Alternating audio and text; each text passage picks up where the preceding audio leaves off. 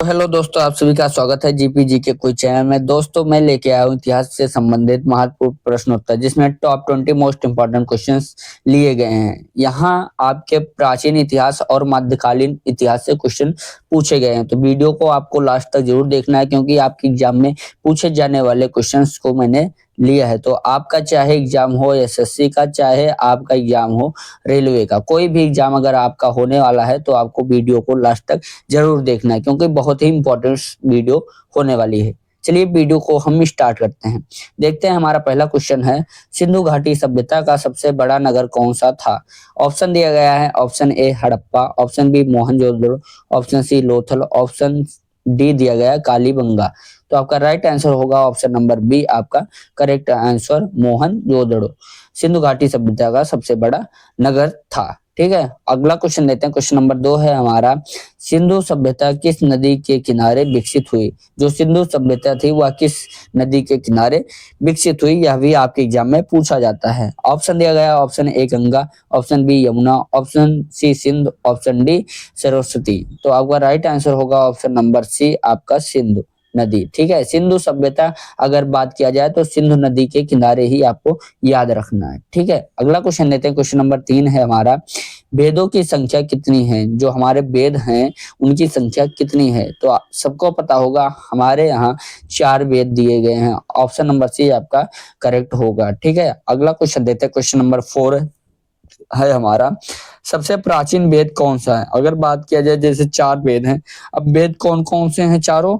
तो यजुर्वेद है, सामवेद है, ऋग्वेद है, अथर्ववेद है। तो ये हमारे चारों वेद हो गए। ठीक है, 4 वेद होते हैं, आपको याद रखना। अब पूछा जाता है इसमें से हमारा सबसे प्राचीन वेद कौन सा है? तो आपका right answer option number C होगा ऋग्वेद। ऋग्वेद सबसे प्राचीन वेद माना जाता है।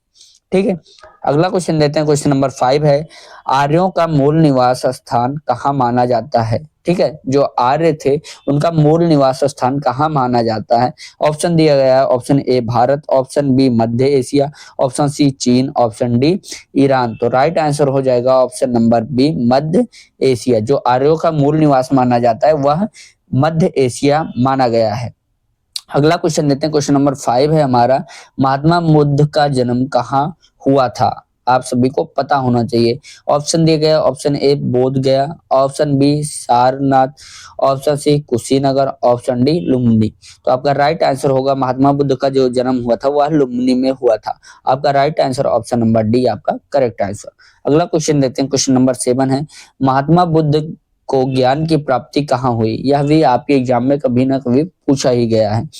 तो ऑप्शन दिए गए, option A Sarnath, option B Kushinagar, option C Bodh Gaya, option D Vaishali. तो जो बुद्ध को ज्ञान की प्राप्ति हुई थी वह बोध गया में हुआ था। ऑप्शन नंबर सी आपका करेक्ट आंसर होगा। अगला क्वेश्चन देते हैं। क्वेश्चन नंबर 8 है, मौर्य वंश की स्थापना किसने की? जो मौर्य वंश थे उनकी स्थापना किसने की? ऑप्शन दिए गया, option A Ashoka, option B Bindusara, option C Chandragupta Maurya, option D Chanakya. तो आपका राइट आंसर होगा option number C Chandragupta. Chandragupta जो थे ये मौर्य वंश की स्थापना किए थे, आपको याद रखना है। यह आपके एग्जाम में पूछा जाता है, इंपॉर्टेंट क्वेश्चन है, तो आपको ध्यान रखना है। अगला क्वेश्चन लेते हैं। क्वेश्चन नंबर 9 है, गुप्त वंश का संस्थापक कौन था? यह भी आपके एग्जाम में पूछा जाता है कि गुप्त वंश जो है इसका संस्थापक कौन है? तो ऑप्शन दिया गया, option A Samudragupta, option B Chandragupta प्रथम, option C Skandagupta, option D Kumaragupta. तो आपका राइट आंसर होगा ऑप्शन नंबर बी, चंद्रगुप्त प्रथम गुप्त वंश के संस्थापक थे। आपका right answer option number B होगा। अगला क्वेश्चन देते हैं। क्वेश्चन नंबर 10 है, भारत का स्वर्ण युग किसे कहा जाता है? जो भारत का स्वर्ण युग कहा जाता है वह किसे कहा जाता है? तो ऑप्शन दिया गया है, ऑप्शन ए मौर्य काल, ऑप्शन बी गुप्त काल, ऑप्शन सी हर्ष काल, ऑप्शन डी मुगल काल।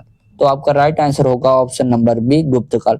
गुप्त काल को स्वर्ण युग कहा जाता है, आपको याद रखना है। ठीक है, ऑप्शन नंबर बी आपका करेक्ट आंसर। अगला क्वेश्चन देते हैं। क्वेश्चन नंबर 11 है हमारा, नालंदा विश्वविद्यालय किस काल में प्रसिद्ध था? जो नालंदा विश्वविद्यालय आप सभी को पता होगा प्राचीन इतिहास में, तो यह किस काल में प्रसिद्ध था? ठीक है, किसके काल में? ऑप्शन दिए गए, option A Maurya, option B Gupta, option C Harsha, option D Pala. तो आपका राइट आंसर होगा option number B Gupta. Gupta काल में नालंदा विश्वविद्यालय प्रसिद्ध था, आपको याद रखना है।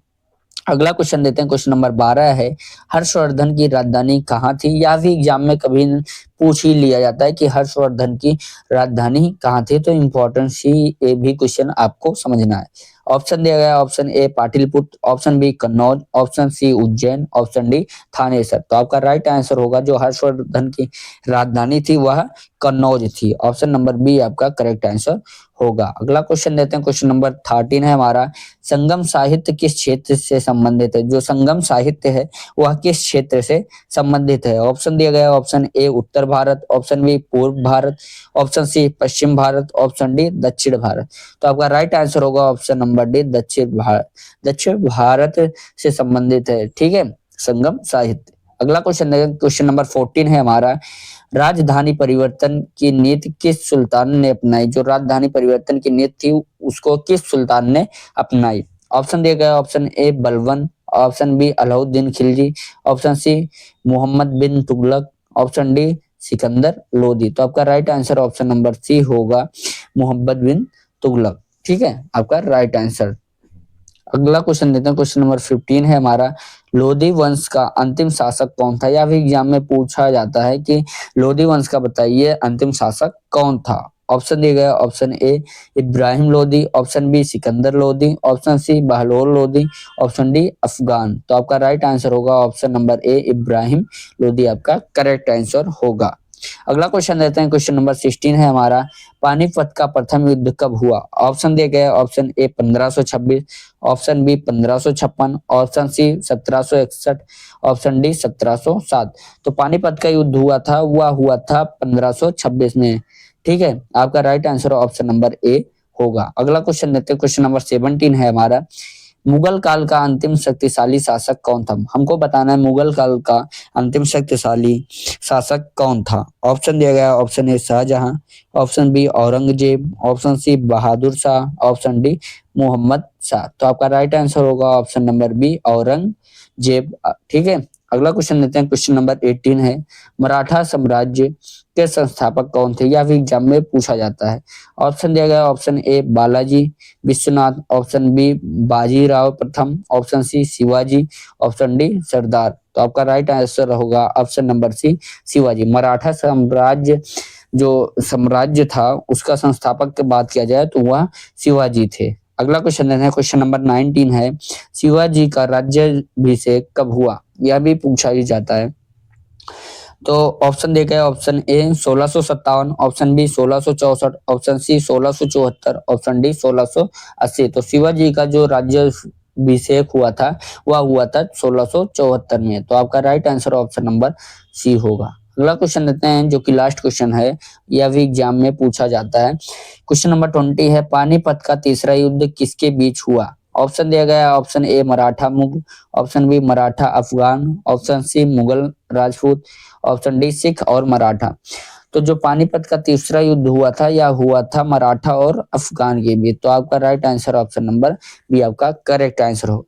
तो ऐसी वीडियो हम आप लोगों के लिए डेली लेके आते रहते हैं। अगर आपको वीडियो अच्छी लगी है तो प्लीज वीडियो को लाइक जरूर कीजिएगा और कमेंट बॉक्स में जरूर बताइएगा कि आपको यह वीडियो कैसी लगी। तो चलिए मिलते हैं नेक्स्ट वीडियो में, तब तक के लिए धन्यवाद।